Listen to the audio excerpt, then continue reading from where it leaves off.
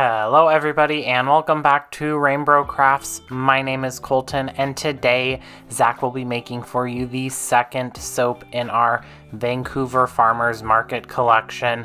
This soap is inspired by one of the makers, Conan, of Conan's Hot Sauce and Marinades, and his vibe for his company is very islandy, very tropical, which makes sense because he specializes in fruit-based hot sauces, spice rubs, cocktail mixers, all those sorts of delicious things. So we wanted to take that into consideration when we were developing this soap, the like tropical island vibes.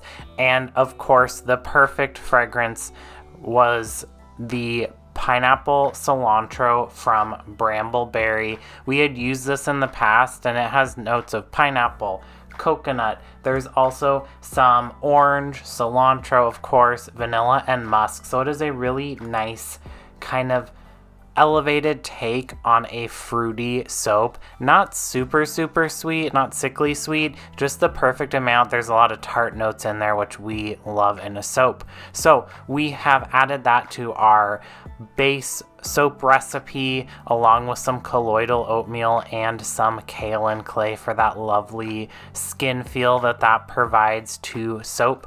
We will then blitz that up pretty lightly. Zach is going to do a fairly intricate design for the top of the soap and keep the middle design pretty straightforward, pretty simple. So we don't want this to thicken up too much, so we give ourselves some good wiggle room for that design. For the design, we're going to have two different colors on top, so we will portion off. These are 1 cup size glass measuring cups, so about 1 cup of soap batter into each of the 2 cups. 2 cups. So 2 total cups of soap batter are going to be set aside, and we will be coloring those different colors than the base soap batter in that big Cambro there. That is just yellow mica from Bramble Berry. It is our standard yellow mica that we keep on hand. It's super bright, super yellow. It is the perfect like rainbow color for all of your yellow needs. And I do apologize if you hear a leaf blower in the background. Our neighbor decided to just all of a sudden start doing who knows what next door. To those 2 smaller containers there, we will put in some green mica. This is a nice kind of limey green mica to pay homage to the leafy nature of Conan's branding on all of his bottles and signage and things like that at the farmer's market. It also just gives that nice island vibes, yellow and green. And then the third color that we will be doing in this soap is a nice kind of orangey reddish color, kind of like guava-y or like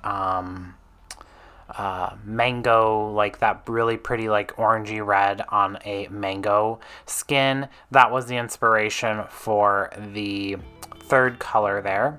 We will then grab our stick blender again and blitz up that base soap batter to get that yellow well incorporated and thicken it up a little bit more. It's always good to be a little cautious because you never know how your fragrance oil is going to behave. You could make this fragrance or use this fragrance oil every time and it could be a different bottle and it could accelerate and you weren't expecting that. So caution's always appreciated. We will then pour all of that yellow, that kind of like lovely banana yellow soap batter into our slab mold there. We're not saving any of this. It doesn't need to be saved for the top design. So we're going to scrape out this Cambro with our scraper there to make dishes infinitely easier when it is time to wash all of our soap dishes. One thing that is really cool about Conan is that they actually participated in a Bloody Mary festival in Portland, Oregon a couple weeks back, and actually they won the People's Choice for Best Bottled Bloody Mary Mixes in Portland at the competition. While myself and Zach don't really drink Bloody Marys, I'm sure if you're winning the People's Choice for that category, it must be some pretty tasty products. So if you're ever in the need for some Bloody Mary mixes or things of that nature, definitely check out Conan, because he has a pretty diverse product offering to fit all of your needs. And then for those other two colors, for the green and the like pinky reddish orange color, Zach will just use some scrapers to ever so carefully stir up that soap batter. These containers are pretty close to overflowing, so just doing some tiny motions there to get all of that mica color dispersed through the soap batter. We're not dispersing the fragrance, so we don't have to be super concerned. We just want to make sure that there isn't any uncolored soap base or like super pigmented pieces of soap batter and then not super pigmented other sections. The next step for the top design is that Zach is going to pour lines starting from the front of the slab and going backwards. So vertical lines, I suppose. And he's not being super concerned about if it dips into the soap batter, because he wanted some like micro drop swirls, if you will. The soap batter is getting a little thick, so I'm not sure that that's working exactly how it is planned. Definitely not accelerating, but maybe not being as flowy as what he was hoping for, but that's okay. And then I did speed this up just a little bit, because once you've seen one line of soap be poured, you've seen them all. Once all of that green is scraped out of that container, he's going to go in with that tropical red color there and do the same exact thing going between those green lines. So there's 3 lines of green and there's 3 lines of that reddish orange color. And then he's going to scrape that container out as well, not being super careful if there's any splatter or anything like that, because the next step is going to be to do some hanger swirls, this time going horizontal, so side to side with that hanger swirl tool, to kind of push that soap batter down a little bit more than what that drop swirl was doing. The final step in the design for the top is to do some feathering. So I told you this was a fairly intricate top design, and that's because we have like 3 techniques going on here. The nice thing with that hanger swirl tool is it already puts some really nice horizontal lines on the top of that slab there. So going in with our chopstick, Zach is just kind of over highlighting or exaggerating those lines, if you will, and kind of spreading that soap batter, the green and the reddish orange, even a little bit more. And then once he's done with that, he'll just clean up the edges a little bit, and this definitely is giving a nice tropical islandy vibe. Now, 24 hours later, we have had this soap covered up with the wooden lid that the slab mold comes with, and it is time to unmold and slice up, and I will take it from here. And you can see those colors were super pretty and super vibrant. I did steam the top of this soap like I do with all of our slabs with our soap steamer, which is just a clothing steamer, but we just use it for soap only. And I'll break those slabs into 3 loaves, plus a little tiny baby end shaving.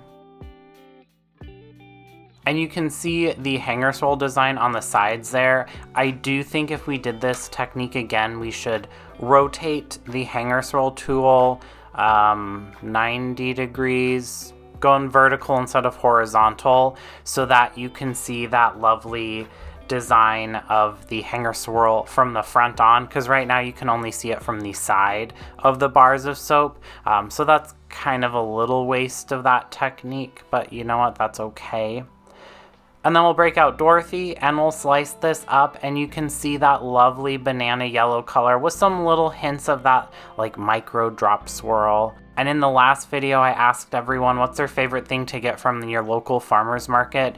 So again, what's your favorite thing to pick up at your local farmers market? We always pick up salsa from a salsa company, and also these delicious tortilla chips from a hummus company that usually has a booth across from us. And then we have several friends that do vegan baked goods that we always stock up on at the market each and every weekend when we're there. But that is it. This is our Conan's Island Juju soap, which is scented with cilantro, pineapple, fragrance oil from Bramble Berry. This, along with all of the other Farmers Market collection, will be for sale starting August 1st, online and in person. And if I know my customers, I think this one is going to be the one to sell out first, just based on trends for the year so far. If you do want to get soaps, candles, bath bombs each and every month sent directly to your house and support the channel, we do have a subscription service where you can join this fine group of individuals and get those things sent directly to you as a thank you. We send you the newest products each and every month. We're not sending you some of our ones that maybe weren't selling well or anything like that. So definitely check out our website if you're interested in that. Thank you so much for watching. Don't forget to like this video, comment down below what you pick up at your local farmers market. Also subscribe to the channel and ring that bell icon so you get notified when we release new videos. Thanks. Bye.